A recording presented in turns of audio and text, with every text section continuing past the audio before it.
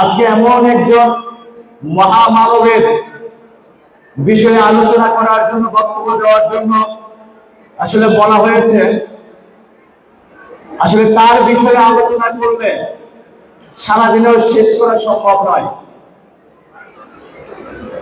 সেই প্রিয় নবী যাকে সৃষ্টি না করলেন এই পৃথিবী সৃষ্টি হতো না, যাকে সৃষ্টি না করলেন এই কুল কায়নাত সৃষ্টি হতো না, যাকে সৃষ্টি না করলেন এই পৃথিবীর কোনো কিছুই সৃষ্টি করা হতো না।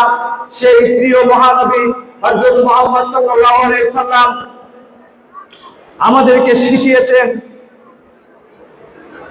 মানব জাতির সৃষ্ট আদর্শ হিসেবে এই পৃথিবী কিভাবে পরিচালিত হবে।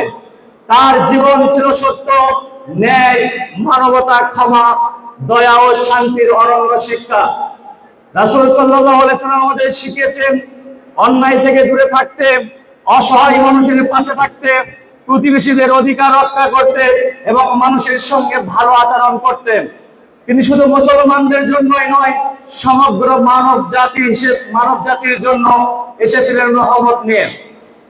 তাই মহানবী সাল্লাল্লাহু আলাইহি সাল্লামের প্রতি ভালোবাসার প্রকৃত প্রকাশ শুধু আলোচনা, আনুষ্ঠানিকতা, সভা, সেমিনারের মধ্যে সীমাবদ্ধ নয়, বরং তার সুন্নাহ আদর্শ আমাদের ব্যক্তিগত জীবন, সামাজিক জীবন, রাজনৈতিক জীবন সহ প্রত্যেকটি ক্ষেত্রে তার আদর্শ অনুকরণ করাই হচ্ছে আমাদের মূল লক্ষ্য। আসুন আমরা আজ প্রতিজ্ঞা করি, মিথ্যা, অন্যায়, হিংসা, বিদ্বেষ পরিহার করি, মানুষের প্রতি দয়া, ভালোবাসা প্রদর্শন করি এবং মহানবী হযরত মুহাম্মদ সাল্লাল্লাহু আলাইহি ওয়াসাল্লামের প্রত্যেকটি আদর্শকে আঁকড়ে ধরি। ঠিক মহানবী সাল্লাল্লাহু আলাইহি ওয়াসাল্লামের আদর্শকে আঁকড়ে ধরে বাংলাদেশ জাতীয়তাবাদী দল বিএনপির আজকে রাষ্ট্রীয় ক্ষমতা আসার পর থেকে আমরা দেখতে পাচ্ছি মহান জাতীয় সংসদের ছবির পরিবর্তে হযরত মুহাম্মদ সাল্লাল্লাহু আলাইহি ওয়াসাল্লামের প্রিয় কালেমা, আমাদের সবার প্রিয় কালেমা, কালেমাতে লা ইলাহা ইল্লাল্লাহু মুহাম্মাদুর রাসূলুল্লাহ সেই মহান সংসদে লাগানো হয়েছে। শুধু তাই নয়, আমরা দেখতে পাচ্ছি একটি সুন্দর বাংলাদেশ গড়ার জন্য, একটি ইসলামিক রাষ্ট্র কায়েম করার জন্য, একটি ইসলামী শাসন ব্যবস্থা কায়েম করার জন্য, একটি ইসলামিক রাষ্ট্র হিসেবে সারা বাংলাদেশকে প্রতিষ্ঠিত করার জন্য আজকে অফিস, আদালত, শিক্ষা প্রতিষ্ঠান থেকে ছবি উঠিয়ে দিয়ে লা ইলাহা ইল্লাল্লাহু মুহাম্মাদুর রাসূলুল্লাহর কালেমা প্রতিস্থাপন করা হচ্ছে। আমরা বাংলাদেশ জাতীয়তাবাদী দল বিএনপি সহ অঙ্গ সংগঠন এবং বাংলাদেশ সরকারের সকল সংসদ সদস্যবৃন্দরাই তার অফিস, আদালতে চেষ্টা করছেন ইসলামকে তুলে ধরানোর জন্য। আমরা চাই আগামী সুন্দর বাংলাদেশ বিনির্মাণ করার জন্য দেশ নায়ক জনাব তারেক রহমান যেভাবে ইসলামের প্রতি গুরুত্ব দিয়েছেন, সেভাবে ইসলামের প্রতি গুরুত্ব দিয়ে প্রত্যেকটি শিক্ষা প্রতিষ্ঠান থেকে শুরু করে অফিস, আদালতে ইসলাম যেভাবে এই দেশ পরিচালনা করার সুযোগ সুবিধা দিয়েছে, ইসলাম যেভাবে দেশ পরিচালনার নির্দেশনা দিয়েছে, হযরত মুহাম্মদ সাল্লাল্লাহু আলাইহি ওয়াসাল্লামের প্রত্যেকটি আদর্শ আঁকড়ে ধরে আমরা যেন আমাদের সকল কাজে আমরা যেন তার আদর্শকে আঁকড়ে ধরে দেখতে পারি, এটাই হচ্ছে আমাদের আজকের অঙ্গীকার।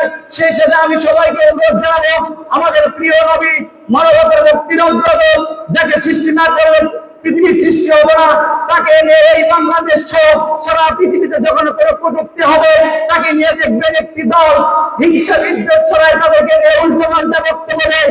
আমরা চেষ্টা করবো পৃথিবীর যেখানে তাকে নিয়ে যদি কেউ এই দুঃসাহস দেখে আমরা তাৎক্ষণিক প্রতিবাদ করবো। আমরা এমন একটি জাতি, আমরা যদি ইসলামের সকল কার্যক্রম মানতে নাও পারি, তাহলে আমরা আমাদের ইসলামকে কখনো ছোট হতে দিব না। তাই আমি সবাইকে উদাত্ত আহ্বান জানাবো, ইসলামের বিষয়ে কোনো ছাড় হবে না। ইসলামকে নিয়ে ইসলামের পরিপূর্ণ জীবন বিধান যেন আমরা কায়েম করতে পারি। সবাই আমার জন্য দোয়া করবেন, আমিও যেন ইসলামের পরে থাকতে পারি, আপনারাও যেন ইসলামের পরে থাকতে পারেন, সেটাই আমাদের কাম্য। সবাই ভালো থাকবেন, সবার সুস্বাস্থ্য দীর্ঘায়ু কামনা করছি। শহীদ প্রেসিডেন্ট জিয়াউর রহমান বগুড়ার কৃতি সন্তান, তিনি শহীদ হয়েছেন, তার জন্য দোয়া করবেন। আপসীন নেত্রী আমাদের প্রিয় মাতা দেশ বেগম খালেদা জিয়া ইন্তেকাল করেছে, তার জন্য দোয়া করবেন। আমাদের প্রিয় অভিভাবক, আমাদের প্রিয় নেতা, বাংলাদেশের প্রধানমন্ত্রী এই মজুরের সন্তান, তার জন্য সবাই দোয়া করবেন। তিনি যেন ইসলামের পদ থেকে এই দেশকে সুন্দরভাবে ইসলামিক আদর্শ নিয়ে, হযরত মুহাম্মদ সাল্লাল্লাহু আলাইহি ওয়াসাল্লামের আদর্শ নিয়ে এই দেশ পরিচালনা করতে পারে, সেটার জন্য দোয়া করবেন। সবাই ভালো থাকবেন, সুস্বাস্থ্য দীর্ঘায়ু কামনা করছি, সবার উজ্জ্বল ভবিষ্যৎ কামনা করে শেষ করছি। আসসালামু আলাইকুম।